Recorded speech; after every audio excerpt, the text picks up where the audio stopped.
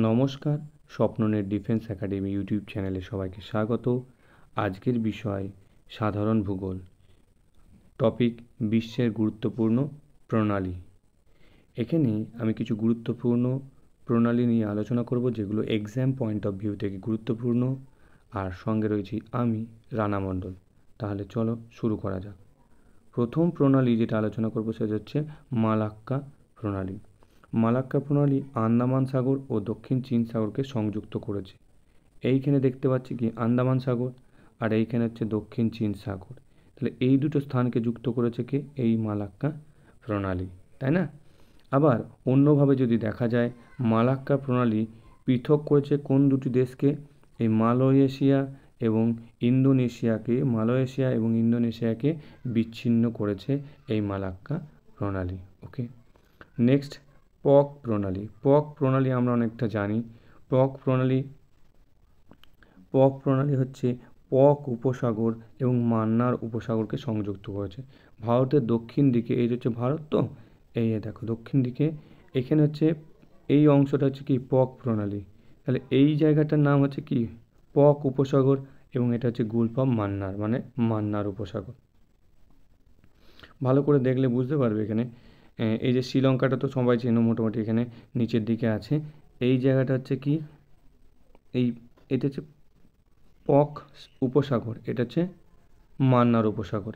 এই দুটো জায়গার মধ্যে রয়েছে কি পক প্রণালী, তাই না? এই দুটো জায়গার মধ্যে রয়েছে পক প্রণালী। এই পক প্রণালী তাহলে মান্নার উপসাগর এবং পক উপসাগরকে সংযুক্ত করেছে এবং পৃথক করেছে ভারত এবং শ্রীলঙ্কাকে, তাই না? তাহলে দেখো এখানে দেখে নাও, তাহলে পক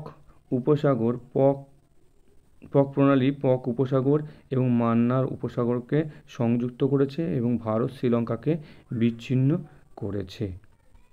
দেখে নাও আরেকবার। এই হচ্ছে কি পক উপসাগর, এখানে পক উপসাগর, এটা হচ্ছে মান্নার উপসাগর, আর এটা হচ্ছে কি এটা হচ্ছে পক প্রণালী, আর এটা হচ্ছে ভারত, এটা হচ্ছে শ্রীলঙ্কা। এই দুটো জায়গাকে পৃথক করেছে। নেক্সট বেরিং প্রণালী। বেরিং প্রণালী খুব গুরুত্বপূর্ণ, পরীক্ষাতে বারবার দেয়। বেরিং প্রণালী রাশিয়ার সঙ্গে এই মার্কিন যুক্তরাষ্ট্রের আলাস্কাকে মধ্যে অবস্থিত।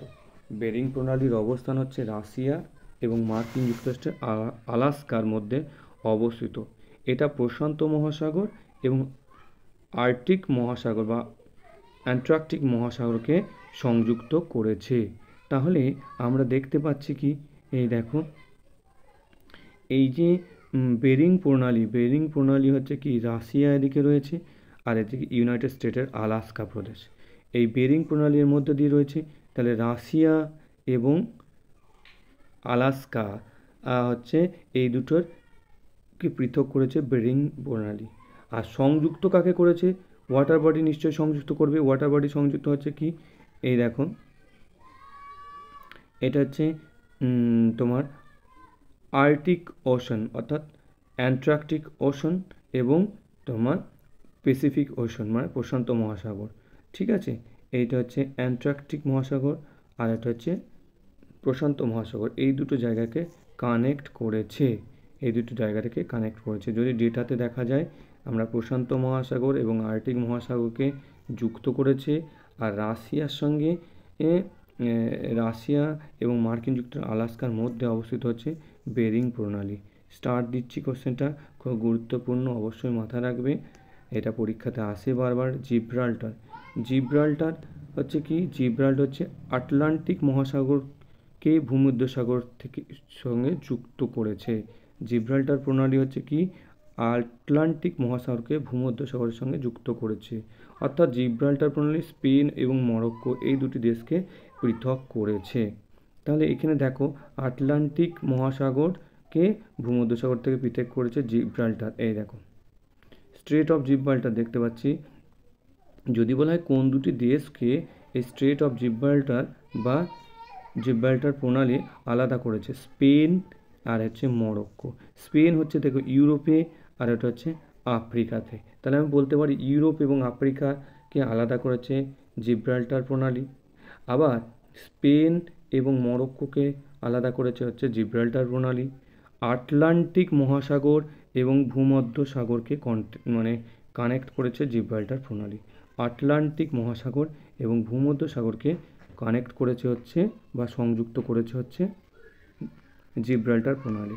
নেক্সট হচ্ছে সুন্দা প্রণালী। সুন্দা প্রণালী হচ্ছে জাভা এবং সুমাত্রা দ্বীপের মধ্যবর্তী প্রণালী। জাভা এবং সুমাত্রা দ্বীপে, দেখো এখানে দেখতে পাচ্ছ সুমাত্রা এবং জাভা।